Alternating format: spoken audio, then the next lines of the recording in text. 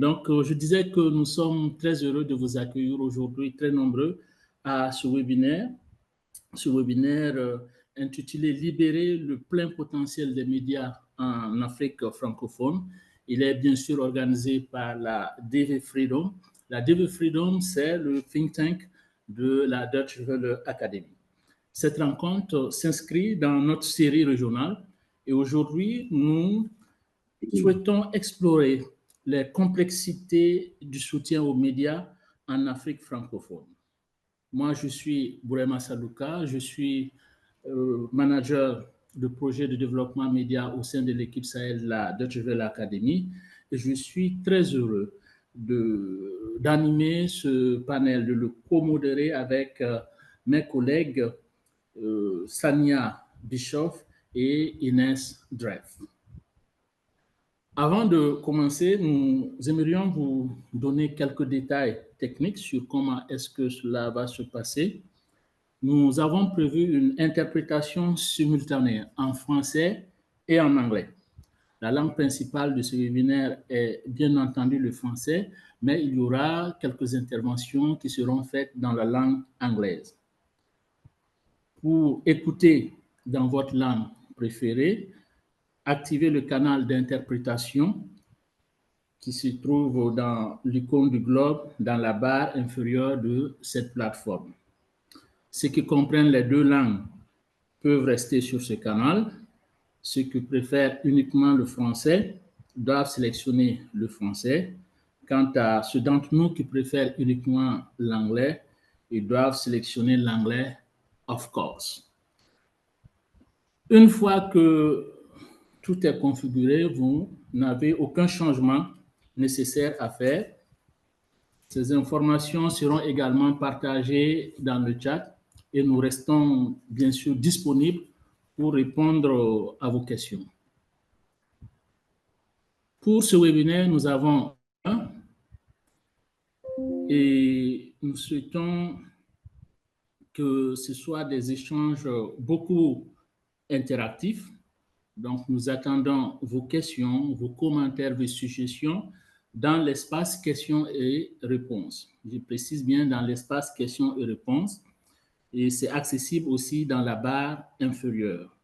Vous pouvez poser vos questions dans la langue de votre choix. Ma collègue Inès, bien sûr, les examinera et nous aurons 2 créneaux pour les aborder avec nos experts. Donc, encore une fois, je vous recommande d'utiliser la fonction QR à tout moment et non le chat principal. Ceci dit, nous allons découvrir les résultats, les recommandations pour renforcer le développement des médias qui est un pilier essentiel de la coopération internationale. Une nouvelle évaluation régionale faisant partie du rapport mondial de la Deutsche Welle Academy sur l'état du développement des médias a examiné dans quelle mesure le soutien des bailleurs correspond aux 6 principes de l'Organisation pour la coopération et le développement économique, l'OCDE, pour une aide efficace aux médias. Nous allons nous concentrer sur le rapport régional pour l'Afrique francophone qui complète le rapport mondial déjà publié. Nous examinerons les facteurs clés tels que les coûts opérationnels, les besoins institutionnels ou la véritable appropriation locale et les défis spécifiques à la région. Je vous annonce qu'un article qui résume les principales conclusions pour l'Afrique francophone est lancé aujourd'hui même et le lien sera partagé par mes collègues dans le chat. Et je vous invite vraiment à prendre connaissance de cet article. Et quant au rapport complet, il sera publié dans les semaines à venir. Donc, vous aurez aussi l'occasion d'en prendre largement connaissance. Pour parler de la situation du développement des médias en Afrique de l'Ouest, nous avons avec nous et l'immense plaisir d'accueillir les deux principaux chercheurs qui ont mené ce travail important. Il s'agit du docteur Jean-Claude Bitsouré et du révérend Jean-Pierre Ouimana. Je vais les présenter davantage en commençant par le docteur Jean-Claude Bitsouré. Il est consultant pour l'Afrique francophone dans le cadre du projet de recherche État du développement des médias 2025 que la Deutsche Welle Academy a lancé, bien sûr. Le docteur Bitsouré est titulaire d'un doctorat en journalisme. Il est journaliste, enseignant et chercheur dans plusieurs universités du Burundi et de la région, ainsi que consultant senior bilingue en médias et journalisme. Il a mené de nombreuses recherches au sein de l'EACA et est auteur de 2 livres et de plusieurs articles scientifiques. Il collabore sur ce projet avec le révérend Jean-Pierre Ouimana, qui est également consultant pour la Deutsche Welle Academy. Il est enseignant au département de journalisme et communication de l'Université de Rwanda. Il est spécialisé en sciences de l'information et de la communication.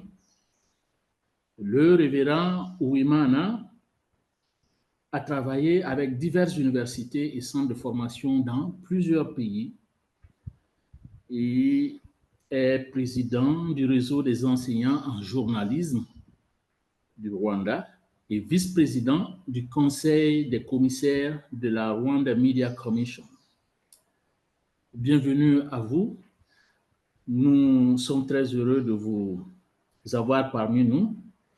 Et sans plus attendre, je voudrais passer la parole au docteur Boutsiré, mais je tiens aussi à annoncer à tous ceux qui prennent part aussi à ce webinaire que de façon concrète, le docteur Boutsiré va présenter la première partie des résultats de cette étude. Pour cela, il aura une dizaine de minutes et son intervention aussi fera place à une personne, la personne de Liliane Nchimini-Arama, qui va aussi donner des éléments sur comment, en tant que journaliste, ils ont des éléments à apporter à cela. Après cette première intervention, nous aurons 10 minutes d'échange, donc les questions-réponses vont être prises en compte par mes collègues et aussi, surtout par les consultants. Et nous allons passer maintenant à la deuxième phase des résultats de l'étude qui sera présentée par le révérend Jean-Pierre Oulimana. Lui aussi, il aura une dizaine de minutes et il sera épaulé dans sa présentation par M. Emmanuel Abou Mourieni et qui va également aussi apporter des éléments. Donc, on aura à la suite de ces 2 interventions une dizaine de minutes encore pour échanger entre nous avant la fin du webinaire. Donc, ceci dit, je passe la parole au docteur Jean-Claude Bitsouré pour sa présentation. Oh, ouais. Excusez-moi un peu, il y avait un petit dérangement technique. Merci beaucoup, Bourema, pour la parole que vous m'accordez exactement comme vous venez de l'introduire. Nous avons réalisé avec le révérend Jean-Pierre une étude sur le développement des médias en rapport avec euh, les 6 principes de l'OCDE, donc au profit de Cheval Academy. Et puis, comme vous venez de le dire, nous allons faire une présentation à 2. Moi, je vais exposer pour la première partie. Et cette première partie, bien sûr, concerne 3 principes, à savoir, premièrement, donc, voilà, le principe ne pas nuire aux médias d'intérêt public, augmenter le financement et autres formes de soutien et adopter une perspective donc, c'est systématique, donc une perspective systémique globale. En commençant par le premier principe qui est donc un principe extrêmement très important, ne pas nuire aux médias d'intérêt public. Pour l'Afrique francophone, selon les résultats de l'étude que nous avons menée, et c'est un principe qui est considéré comme partiellement respecté. Bien sûr qu'il y a certaines bonnes pratiques qui existent, comme nous avons pu le constater. Cependant, il y a des défis importants qui persistent, notamment en matière de sécurité, d'autonomie et de durabilité des médias d'intérêt public. Euh, euh, euh, euh, pour résumer, bien sûr, ce principe, il y a bien sûr la plupart des organisations médiatiques qui déclarent, au cours de notre étude, bien sûr, ne subir aucun préjudice direct de la part des partenaires internationaux. Des lacunes importantes, hein, cependant, subsistent dans la planification sécuritaire, dans l'atténuation des risques et le soutien institutionnel. C'est-à-dire que nombreux partenaires n'anticipent pas et ne réduisent pas suffisamment les risques auxquels les acteurs des médias sont exposés dans des contextes fragiles ou répressifs. Donc, voilà, l'absence de soutien institutionnel également et de mécanismes de sécurité opérationnelle et de gestion de crise réactive compromet aussi la sécurité et la viabilité. Donc, ces manquements, notamment dans des contextes à haut risque, hein, comme c'est l'exemple du Sahel, par exemple, même si ce n'est pas seulement le Sahel, montrent que ce principe hein, est uniquement appliqué partiellement dans la pratique, c'est-à-dire de manière pratique. Nous avons pu, au niveau de ce premier principe, bien sûr, à identifier quelques problèmes principaux. Puisque nous avons mené une étude mixte, c'est-à-dire mélangeant les méthodes et les techniques qualitatives et quantitatives, les données quantitatives sur les stratégies d'atténuation des risques, par exemple, confirment que, voilà, ces préoccupations. Interrogées sur l'efficacité de ces stratégies, uniquement 25% des répondants se sont dit tout à fait d'accord pour dire qu'elles étaient en place, tandis que 25% ont exprimé une absence d'opinion. Et de manière préoccupante, il y a 50% qui ont exprimé un désaccord, dont 12% plutôt en désaccord et 37,5% totalement en désaccord. Donc, ce sont des chiffres qui confirment la perception selon laquelle les mécanismes existants pour protéger les institutions médiatiques contre les préjudices politiques ou opérationnels restent insuffisants, en particulier lors de situations de crise. Donc, quand vous aurez le rapport final, vous pourrez le lire tranquillement à partir de ce diagramme que nous avons mis ici. Et les défis et les lacunes aussi ont été énumérés au niveau de ce premier principe, c'est-à-dire ne pas nuire aux médias d'intérêt public. Euh, Bien sûr que donc les défis et les lacunes que nous allons évoquer ici, nous avons donné juste quelques exemples et vous verrez un nombre suffisant de défis et lacunes lorsque vous aurez le rapport complet. Le premier défi, c'est le manque d'anticipation des risques sécuritaires. C'est-à-dire, il y a un expert d'Israël, donc lors de notre étude, de notre enquête, qui a signalé que certains partenaires exposent les médias en annonçant publiquement leur soutien dans des contextes politiquement sensibles. Donc, il nous a dit ceci, il y a des partenaires qui viennent dans vos organisations avec les autorités du pays pour leur en parler. C'est dangereux.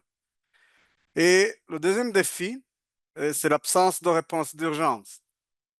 Il y a un expert du Sénégal qui a cité l'inaction des partenaires lorsque des journalistes étaient en danger. Par exemple, lors d'un coup d'État au Burkina Faso, il nous a dit nos partenaires n'ont rien fait pour les exfiltrer. Donc, c'était dans une situation, bien sûr, dangereuse. Et le troisième défi, c'est la protection institutionnelle et juridique insuffisante. Il y a une institution au Burundi qui a déploré l'absence d'aide juridique pour les journalistes emprisonnés. Quand la personne en question a dit qu'aucun partenaire ne nous aide à leur fournir une assistance judiciaire. Donc, face à ces défis et lacunes, nous avons pu dégager des recommandations et des propositions pratiques.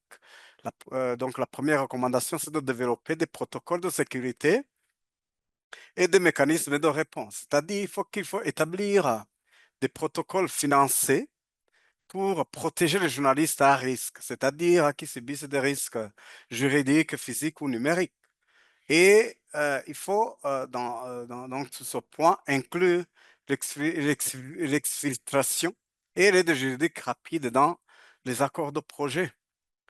La deuxième recommandation est qu'il faut assurer une analyse conjointe des risques et une appropriation locale, c'est-à-dire il faut réaliser des évaluations de risques co-conçues avec les partenaires locaux avant le lancement des projets et éviter les annonces publiques de soutien dans les contextes politiquement sensibles. L'autre recommandation, c'est de renforcer les capacités institutionnelles et de l'autonomie, c'est-à-dire qu'il faut allouer des financements au fonctionnement institutionnel de base et non uniquement à des projets, c'est-à-dire soutenir la formation également en sécurité physique et numérique et le transfert de compétences pour une résilience locale. Là, je vais aller au principe numéro 2 de l'OCDE, augmenter le financement et les autres formes de soutien. Ici, nous avons constaté que ce principe est également partiellement respecté en Afrique francophone, représenté par la couleur orange. Et bien sûr qu'il y a certaines organisations qui conçoivent un soutien diversifié, mais le financement de base ou institutionnel est largement absent, ce qui crée des problèmes de durabilité. Pour résumer cette évaluation, si le financement externe a permis à de nombreuses organisations médiatiques de soutenir leurs opérations et certains projets spécifiques, l'aide des bailleurs reste majoritairement de court terme, centrée sur des projets et couvre rarement les coûts opérationnels ou les besoins institutionnels essentiels. De nombreux interviewés à travers le continent, c'est-à-dire l'Afrique francophone spécialement, soulignent que même lorsqu'un financement existe, il est instable, rigide et ne permet ni la pérennité ni le développement de capacités. L'absence de soutien institutionnel est citée comme une lacune critique. Donc, voilà, je vous donne cette citation d'un expert du Sénégal qui a dit, je le cite, nos partenaires nous donnent des fonds pour fonctionner, mais ne nous apportent pas de soutien institutionnel. Après le projet qu'ils financent, vous aurez du mal à continuer à travailler car vous n'avez pas de personnel. Et au niveau de ce deuxième principe, bien sûr, nous avons également relevé des défis et des lacunes. Le premier défi concerne l'exclusion des capacités locales, c'est-à-dire que certains partenaires préfèrent mettre en œuvre eux-mêmes les formations ou les projets, ne faisant pas confiance aux organisations locales pour diriger. Comme cet expert du Côte d'Ivoire qui s'est lamenté en disant, les partenaires ne devraient pas douter de nos capacités. Et le deuxième défi, ce sont les médias communautaires et locaux qui sont le plus souvent négligés. Les radios communautaires et les médias ruraux sont souvent exclus de soutien au profit des médias basés dans les capitales. Et l'expert du Sahel a souligné qu'ils oublient souvent les radios communautaires. Donc, il a mis un accent particulier donc, sur les radios communautaires qui ont une importance capitale dans les communautés. Et au niveau de ce deuxième principe également, il y a les résultats quantitatifs.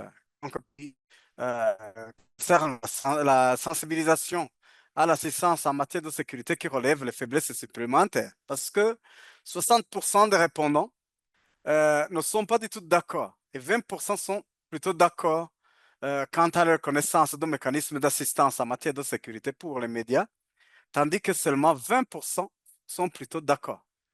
Et voilà, ce manque donc significatif de sensibilisation illustre le fossé en matière de communication et de mise à disposition des ressources pour la protection des médias. Voilà, alors que c'est un aspect essentiel du soutien au secteur. Donc, vous le verrez aussi quand vous verrez le rapport final à partir de ce diagramme.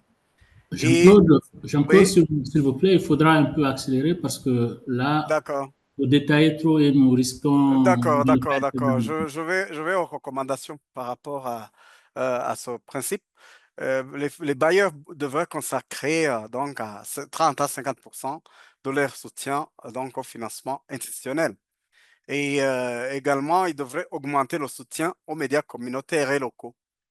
Et le dernier, donc le troisième principe, hein, donc voilà, le dernier donc en ce qui me concerne, c'est adopter une perspective systémique globale. Et en Afrique francophone, nous avons estimé que ce principe est partiellement respecté. Et même si certaines analyses sont menées, elles sont souvent partielles, incomplètes ou réalisées sans consultation avec les acteurs locaux. Voilà, nous avons donc constaté que la majorité des participants internationaux ne réalisaient pas d'analyse complète ou collaborative du paysage médiatique avant d'intervenir. Il y a également cette absence de stratégie cohérente ou de données actualisées qui empêche le développement d'une véritable compréhension systémique du secteur. Voilà, il y a les principaux problèmes comme des analyses qui sont menées de manière isolée par des ONG locales sans soutien ni validité externe, des rares études académiques ou institutionnelles sur le paysage médiatique, les partenaires qui se concentrent sur les médias traditionnels, en particulier dans les régions où les nouveaux formats émergent encore. Comme recommandation, premièrement, il faut concevoir les diagnostics avec les organisations locales dès la phase de conception des projets. Il faut également créer des observatoires nationaux ou régionaux des médias en partenariat avec les universités et instituts de recherche. Et il faut étendre le soutien aux nouveaux formats et acteurs émergents du paysage médiatique. Voilà. Merci beaucoup pour m'avoir suivi avec attention. Merci beaucoup, Jean-Claude, pour ce premier pan des résultats qui me semble très intéressant. Il était prévu que nous ayons avec nous Madame Liliane Nshimirimana et on vient de m'informer que malheureusement elle n'a pas pu se joindre à nous. Du coup, nous allons passer à la phase des questions, des observations, s'il y en a eu. Ici, ma collègue Inès en a pu récolter quelques-unes avec elle. I have been monitoring the Q&A box and no questions have arrived yet, but I really encourage you to make use of it. If you have any questions about the research, about the findings, the recommendations, please feel free to post something in the Q&A box and we will answer them. I can see that somebody used the chat to ask a question. C'est Léon van den Borgert. And he says, Bonjour Burema, c'est Léon de Free Press. Tu peux rencontrer sur l'échantillon combien? Ok, merci pour cette première question. Et bonjour à Léon, ça fait plaisir de vous avoir dans le panel. Donc, si je comprends bien la question qui est adressée à Jean-Claude, est-ce que tu peux nous dire quel était l'échantillon, la taille de l'échantillon de cette étude qui a concerné des pays francophones et c'était quel pays et quel pays? Donc, voilà, merci beaucoup pour la question. nous avons l'étude hein, donc, a concerné 9 pays, à savoir le Burundi, la République démocratique du Congo, le Rwanda, le Sénégal, la Côte d'Ivoire, la région du Sahel, donc le Sahel ou le Burkina Faso, le Tchad, la République centrafricaine et le Congo, Brazza. Je crois que je n'ai pas... Donc, je crois que j'ai bien énuméré donc les pays. Et puis, nous avons bien sûr voilà, collecté les données auprès des organisations des médias, donc les associations, les, mais également auprès des journalistes et des experts des médias. Merci. Dans 9 pays de l'Afrique francophone. Merci beaucoup, Jean-Claude. Je vois que les questions continuent à venir. Inès, tu en as une autre sans doute. Yes, we do. I can also add in terms of the global report, the qualitative interviews covered the countries that Dr. Jean-Claude just mentioned, and the quantitative part was part of a larger survey where we have fewer answers, of course, from the Francophone African countries, but I think they covered around 15 respondents. So it's not that much, but we have a broader survey that is more representative. So it gives you a bit of a hunch. We have another question. Quelles pistes concrètes pour conseiller l'indépendance éditoriale et la viabilité économique des rédactions dans ce contexte de polycrise au Sahel, notamment au Burkina, au Niger et au Mali?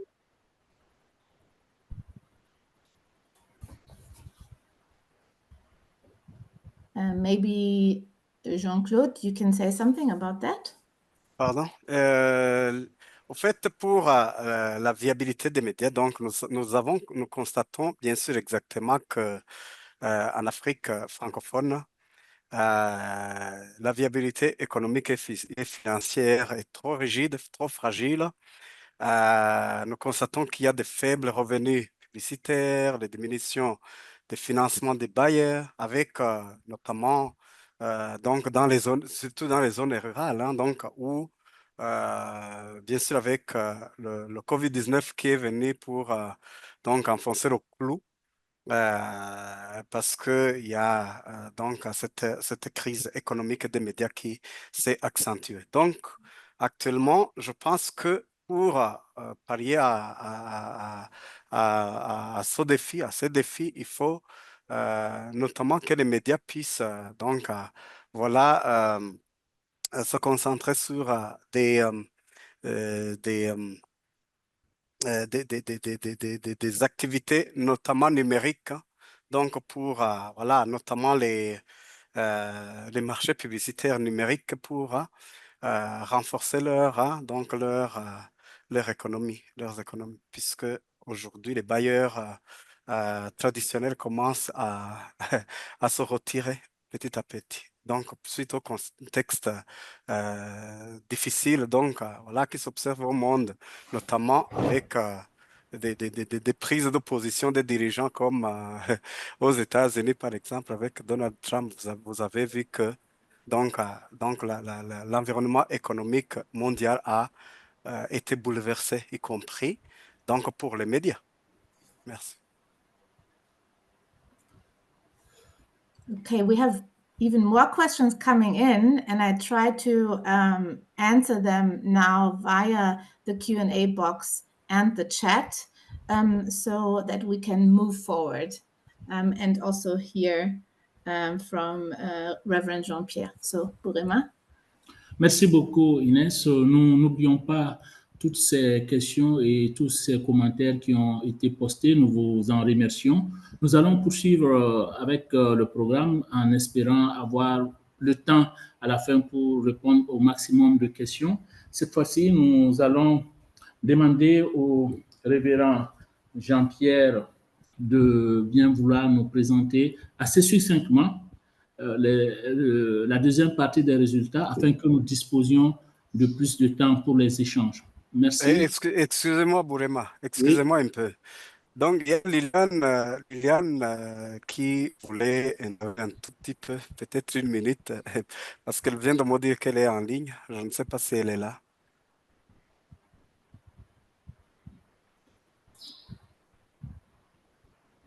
Hello? Ouais, elle est là. Bonjour, Oui. Liliane. Oui, bonjour à tous et à tous. J'étais là, seulement j'ai eu des problèmes techniques. OK, soyez la bienvenue. Nous pourrons Merci. maintenant, après le temps, donc, est-ce que vous pouvez très rapidement, en 1 minute, en 2 minutes, nous donner votre point de vue sur ce travail qui a été fait? Oui, merci. Je voudrais saluer le travail qui a été fait par Dr. Jean-Claude Bissoure. Ce qu'il a dit, vraiment, c'est une réalité qui est là. Pour le cas qui concerne le Burundi, il y a des défis au niveau des médias. Comme vous le savez, depuis la crise de 2015, les médias burundais n'ont pas été épargnés. Il y a eu fermeture de certains médias. Certains journalistes ont été contraints de s'exiler vers l'étranger. Actuellement, nous remarquons vraiment qu'il y a une réduction au niveau de la diversité des sources d'information. Il y a aussi d'autres défis qui sont liés à l'économie. Les médias vraiment connaissent une crise économique. Il y a même des journalistes qui n'ont pas de contrat de travail, qui n'ont pas de salaire régulier. Aussi, il y a un problème lié à la liberté de la presse où nous observons une autocensure au niveau des médias. Alors, face à tout cela, la Maison de la presse du Burundi, qui est un collectif des organisations des professionnels des médias, continue à faire avec ses maigres moyens, avec peu de partenaires, parce qu'il y a aussi la réticence des partenaires. On continue à organiser des formations, mais bien sûr avec peu de partenaires. L'action continue, mais aussi OK. nous avons besoin d'être appuyés, surtout dans les formations des journalistes en vue de promouvoir la liberté de la presse. Et aussi Merci beaucoup, Liliane. Je pense que là, on a un point de vue, un aperçu clair de la situation au Burundi. On pourra revenir dans les différents échanges. Je rappelle pour nos panélistes que Madame Nshimirimana est la responsable de la maison de la presse du Burundi. C'est bien ça? OK, nous continuons et là, nous allons demander au révérend Jean-Pierre Ouimana de nous présenter la suite des résultats de l'étude. Il nous reste globalement 25 minutes. Si vous pouvez aller de façon très succincte, vu que de toute façon, les présentations et le rapport final sera partagé avec l'ensemble des participants. Merci. Merci beaucoup, Bourema. Et là, je continue avec les 3 autres principes. Et le principe 4, renforcer l'appropriation et le leadership locaux. Nous observons qu'en Afrique francophone, ce principe est considéré comme orange. Évidemment, le leadership local est encouragé dans certains contextes, mais les partenaires internationaux dominer complètement, encore souvent dans la prise de décision et privilégie l'expertise externe. Nous constatons aussi que bien que certains bailleurs soutiennent le leadership local et renforcent évidemment les capacités, de nombreuses initiatives de développement des médias manquent d'une véritable appropriation locale. Et les organisations locales sont souvent reléguées au rôle de co-demandeurs ou tout simplement au rôle d'exécutants, et l'expertise des professionnels locaux est complètement sous-évaluée. Et il y a la confiance dans les capacités locales reste complètement limitée, et le recours à des experts parachutés depuis les pays du Nord demeure courant. Nous avons ici une citation très éloquente. La confiance dans les capacités locales est limitée et le parachutage d'experts du Nord global reste largement répandu. Il y a les défis, bien entendu, et les lacunes. Le parachutage d'experts issus des pays du Nord reste fréquent et est souvent perçu comme sopant l'expertise locale. C'est le cas de la Côte d'Ivoire et du Sénégal. Les médias commerciaux ou politiquement alignés dominent souvent les espaces de financement au détriment des voix véritablement indépendantes. Ici, c'est le cas du Sénégal. Il y a quelques recommandations. La première recommandation, il faut décourager le parachutage automatique d'experts étrangers et exiger à la place des volets de transfert de compétences et de monitorat. Et il faut soutenir aussi le développement institutionnel des organisations médiatiques locales afin de renforcer leur capacité à gérer des fonds et à piloter des initiatives. Le principe 5, qui est d'améliorer la coordination de l'appui. Nous avons remarqué que pour l'Afrique francophone, ce principe est considéré comme partiellement respecté, c'est-à-dire la couleur orange. Bien que certaines organisations signalent le processus administratif gérable, d'autres font face à de lourdes charges à raison de l'absence d'harmonisation des exigences des bailleurs. Nous avons réalisé que la coordination du soutien des bailleurs reste inégale dans la région, et dans certains pays, les charges administratives sont complètement limitées, mais dans d'autres pays, notamment là où les organisations travaillent avec plusieurs bailleurs aux exigences différentes, il y a le manque d'harmonisation qui entraîne des inefficacités, qui est aussi une charge de travail accrue, une pression sur les ressources. Bon, concernant les défis et les lacunes, il y a l'absence de financement harmonisé et de long terme qui augmente complètement la charge administrative et qui nuit à la pérennité des projets. Au Burundi, par exemple, il y a des crises extérieures. Si nous prenons la crise politique de 2015, ceci, donc, ça a aggravé, ça a perturbé la coordination des bailleurs, entraînant un arrêt complet de financement des médias. Il y a certaines recommandations, évidemment. Il faut mettre en place des mécanismes de financement communs avec des normes partagées de rapports et d'audit, afin de réduire la charge administrative. Il faut développer des protocoles de réponse aux crises entre les parties prenantes des médias afin de renforcer la coordination en cas d'urgence en s'appuyant sur les modèles réussis observés avec le Covid-19. Nous passons au principe 6, qui est d'ailleurs le dernier, investir dans la connaissance, la recherche et l'apprentissage. Ce principe est partiellement rempli, il est de couleur orange. Nous avons réalisé que l'investissement des organisations médiatiques dans la connaissance, la recherche et l'apprentissage est particulièrement respecté, mais elle reste insuffisant et appliqué de manière inégale. Bien que certaines organisations réalisent des évaluations périodiques et des études d'impact, la recherche régulière et systématique demeure complètement rare, hein. La région montre une prise de connaissance croissante de l'importance de la recherche et de l'apprentissage, bien sûr, hein. Mais elle rencontre de grandes difficultés à institutionnaliser ces pratiques, hein.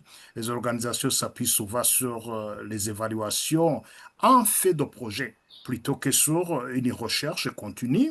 Et puis, il y a les outils numériques et partenariats permettent de rester informés, mais la production et l'application des connaissances formelles et continues sont complètement limitées. Et il y a aussi les contraintes financières et technologiques, ainsi que le manque de capacité dédiée à la recherche qui freine un investissement plus poussé. Et ici, il y a aussi une autre citation qui est vraiment très intéressante, qui dit que les contraintes financières et technologiques, ainsi que le manque de capacité de recherche dédiée, freinent un investissement plus approfondi. Et ici, parlant des défis et des lacunes, il y a un manque de ressources financières et de soutien institutionnel pour les activités de recherche durable. Et puis, nous réalisons que les organisations médiatiques manquent souvent d'unités ou de personnel spécialisé dans la recherche et l'apprentissage. Et ceci entraîne une dépendance vis-à-vis de partenaires extérieurs ou la collecte informelle des données. Et il y a aussi les évolutions techniques et technologiques et rapides qui nécessitent renforcement continu des compétences, mais beaucoup d'organisations peinent à suivre le rythme, bien sûr. Nous avons trois recommandations pour finir notre Il faudra aller un peu plus vite. Oui, je suis à la fin. Et il faut créer des départements dédiés à la recherche et à l'apprentissage, aussi des organisations médiatiques qui ont un mandat clair. Et puis, il faut développer des partenariats entre les médias et les institutions académiques pour renforcer la recherche appliquée et créer des boucles de rétroaction pour améliorer des programmes. C'est le cas du studio Sifaka à Madagascar. Et enfin, il faut investir dans des infrastructures technologiques modernes de suivi médiatique, y compris des outils de l'intelligence artificielle pour suivre efficacement le contenu et les tendances à temps réel. Je vous remercie pour votre attention et que Dieu vous bénisse. Merci beaucoup. Merci beaucoup, révérend. Donc, à la suite de votre présentation, il est prévu que M. Emmanuel Habumoureouyi, j'espère que je prononce bien, voilà, qui est le secrétaire exécutif de l'Association des journalistes du Rwanda, puisse en 2 minutes nous dire aussi quelque chose. Monsieur Habumoureouyi. Merci beaucoup. My name is Emmanuel Habumuremyi, serving as the Executive Secretary of Rwanda Journalists Association, ARJ, the professional body for all media professionals in Rwanda. First of all, I would like to commend the study done by the two consultants, and I hope it will contribute to the alleviation of raised challenges. Over the past 3 decades, media development in Rwanda has moved along 3 pillars. The first one is related to capacity building. The other is related to plurality of outlets. And the other one is related to legal and institutional reforms. Despite notable progress, a sober lesson stands out. Many national and international initiatives have struggled to show tangible, lasting impact. Significant fundings were spent, but results often remain diffuse. Why? Too many projects were conceived with limited needs assessment, conditionalities were heavy, and baseline data, clear indicators, and independent monitoring and evaluation mechanisms to measure impact were frequently missing. The outcome was scattered training, short-term grants, and substandard equipment drops, but modest institutional change with the newsroom and weak links to audience trust and viability or journalistic safety. From the above, the way forward is clear now. We need a locally led design, joint needs assessment with the beneficiaries, multi-year support to measurable outcome like financial resilience, content quality, and public trust, and transparent evaluation that learns and course corrects. Fair policy reform with business model innovation and robust safety mechanism so journalists can serve the public interest with all facilities in hand. So thank you for your attention. Because of the short time, I cannot go far. Merci beaucoup, cher Emmanuel. Donc, maintenant, nous avons écouté, en tout cas en entièreté, les résultats de cette étude et les rajouts de personnes sur le terrain aussi qui sont confrontées à ces défis, que ce soit des journalistes au Rwanda ou au Burundi. Nous allons entamer la phase des questions-réponses en nous donnant un quart d'heure pour essayer de répondre au maximum de questions et de commentaires qui ont été faits sur ce travail. Inès? Merci, Bourema. I see that more and more questions are arriving, which is really great. I would prioritize those in the Q&A box because it's easier for me to monitor, but I have also seen there are a couple of questions in the chat, but let me first turn to the Q&A box. So one participant says that the recommendations are mainly aimed at international organizations calling for more funding at a time when traditional media and traditional international donors are increasingly cutting their funding and the share of new players like China, Russia is growing. Maybe a question for Jean-Pierre. Did you see anything in your data that could answer the question, what are the recommendations for ensuring genuine local economic sustainability of media, I suppose?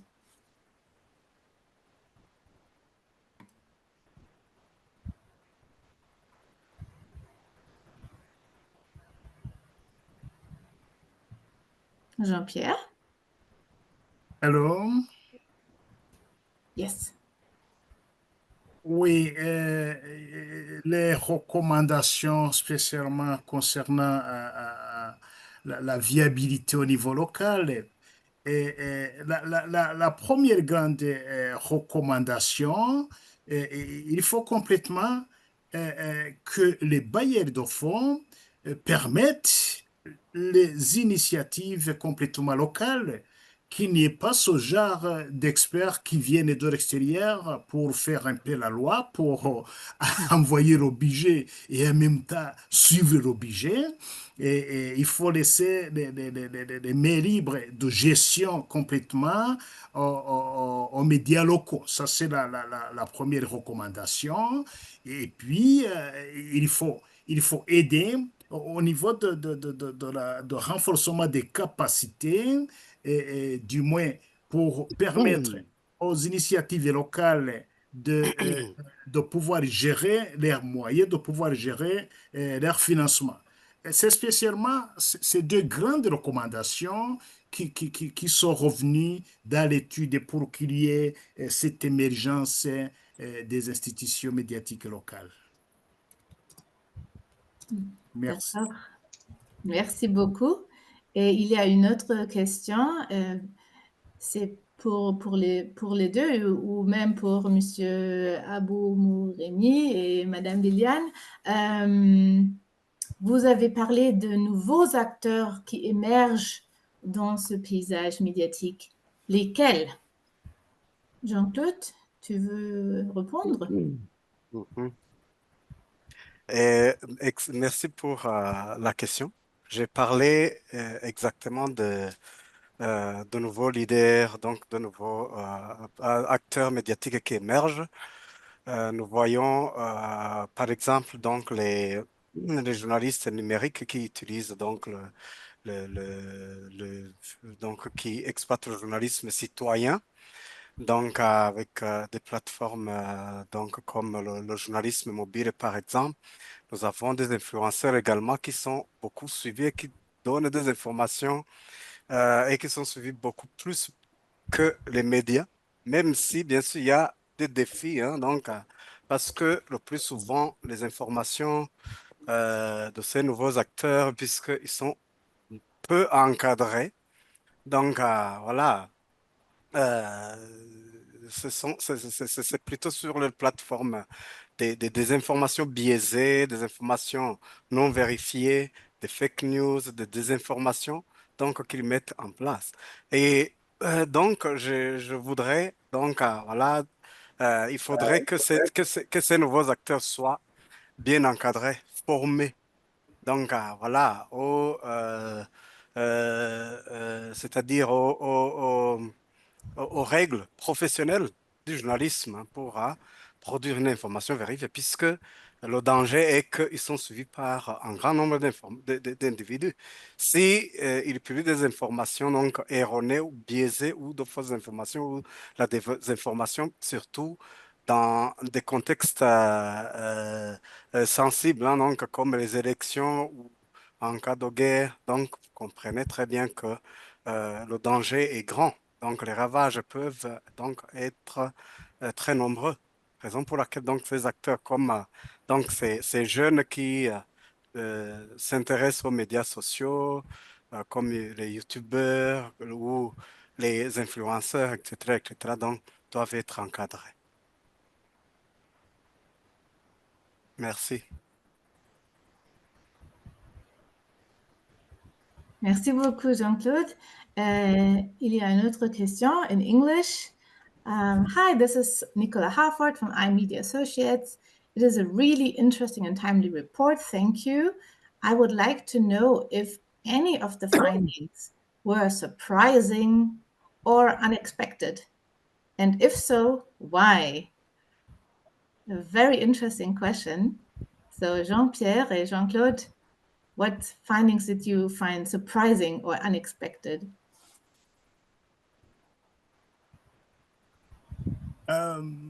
Bon, merci. Personnellement, ce qui m'a étonné, c'est que les médias africains ou les institutions médiatiques africaines vivent dans les mêmes conditions. Dans les mêmes conditions, et effectivement, si je reviens à ce que je viens de dire, où les bailleurs de fonds vont exiger certaines conditions par rapport à leur financement où les initiatives locales ne sont pas permises à émerger. C'est ça ma surprise. Comment ne pas permettre les initiatives locales à émerger et laisser les institutions médiatiques, évidemment, à jouer leur rôle, puisqu'il s'agit de la différence des cultures. Et les médias, différents médias, différentes institutions œuvrent dans la culture locale. Et il faudrait qu'il y ait une certaine différence, bien entendu, entre ces différents pays, ces différentes cultures. Voilà, grosso modo, un peu de mots, ce qui m'a un peu surpris, mais en tant que aussi chercheur et enseignant de journalisme et communication, je n'ai pas été tellement surpris sur les conditions dans lesquelles nous vivons tous les jours. Merci.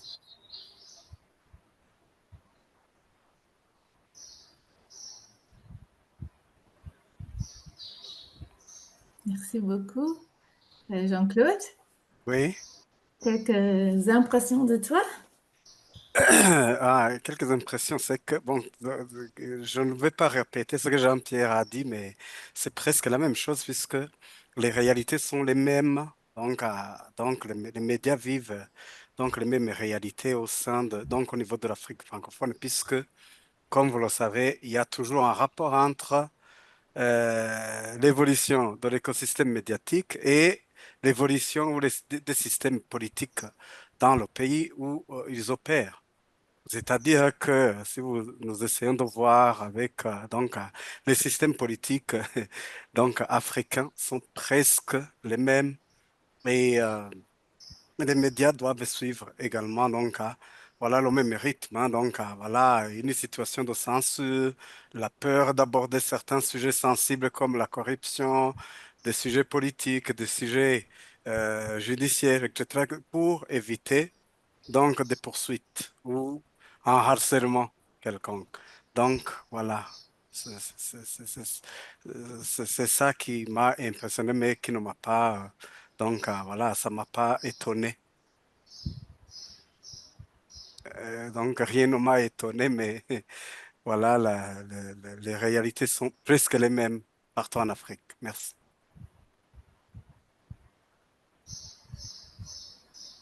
Inès? Oui.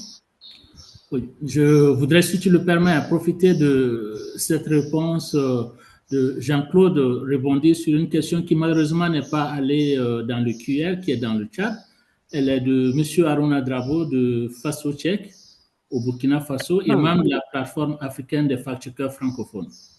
Il dit: merci pour ce rapport très riche.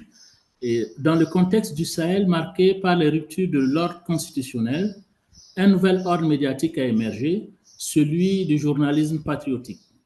Il consiste à engager les médias, de gré ou de force, dans une véritable guerre des récits. Votre rapport aborde-t-il cette mutation de l'écosystème médiatique et les risques qu'elle fait peser sur la liberté d'action informationnelle des médias? Posez la question à qui? Ah ben, Jean-Claude.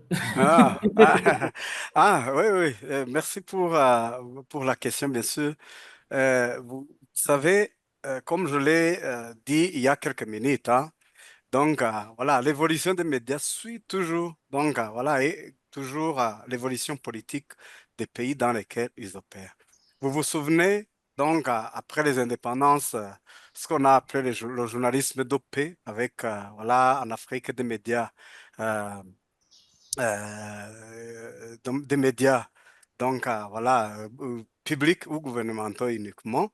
Vous vous souvenez également, voilà, avec les années de coup d'État à partir de 1963 et au-delà, voilà, avec le premier coup d'envoi du coup d'État en 1963 au Congo, donc au Congo-Brazza, où on a développé le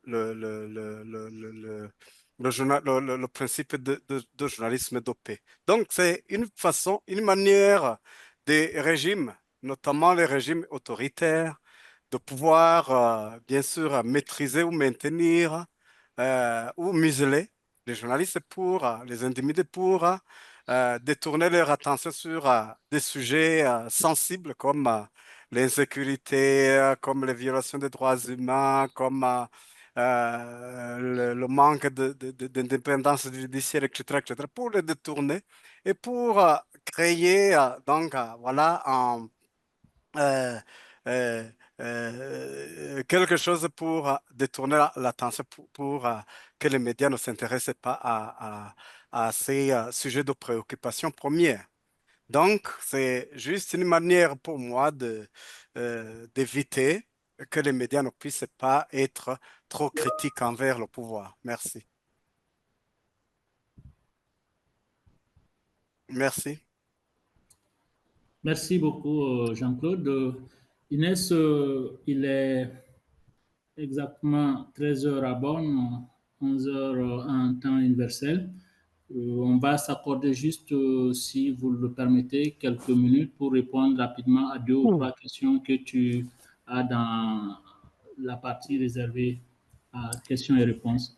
Yes, I would agree, because we have so many questions. I'm very sorry that we cannot answer them all today, but I'm really happy to see that there's so much interest here. I'm just skimming through, and j'ai vu une question qui est très intéressante.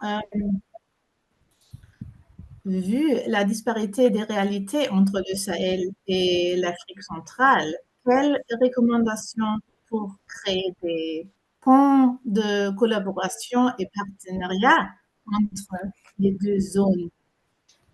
Parce que peut-être il y a quelques idées par les experts.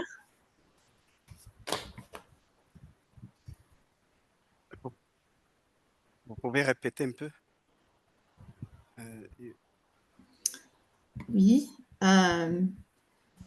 Vu la disparité des réalités entre le Sahel et l'Afrique centrale, quelles recommandations pour créer des ponts de collaboration et partenariat entre les deux zones Sahel et l'Afrique centrale?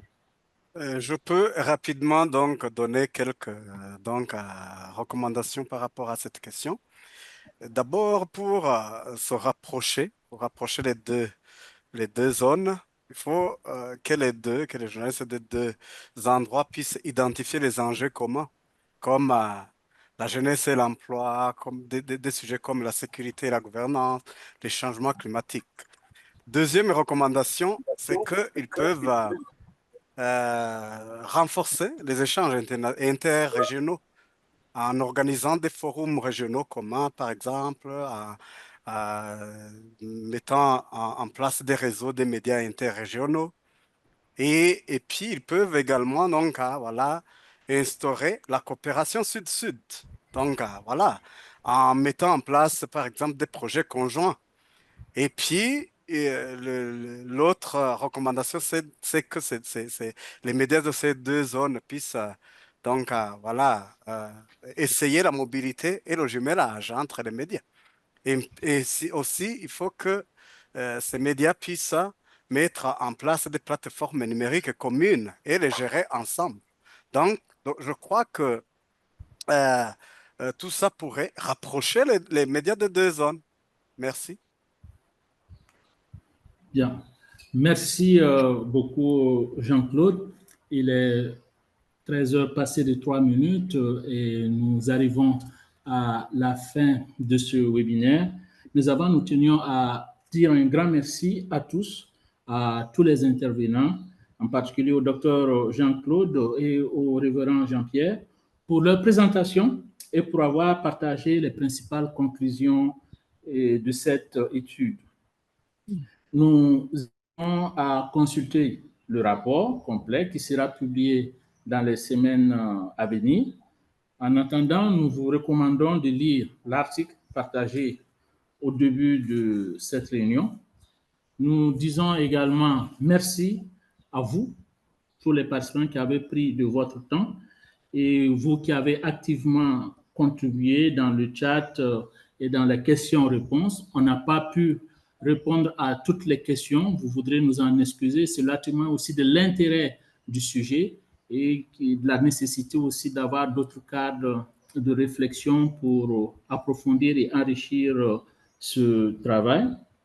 Nous disons un merci spécial aux interprètes et aussi à mes collègues Sania et Inès et à toute l'équipe de la Deutsche Welle Academy. Au plaisir de vous retrouver lors d'un prochain webinaire de DV Freedom. Je vous souhaite à toutes et à tous bonne journée ou bonne soirée selon là où vous êtes. Merci beaucoup et à très bientôt.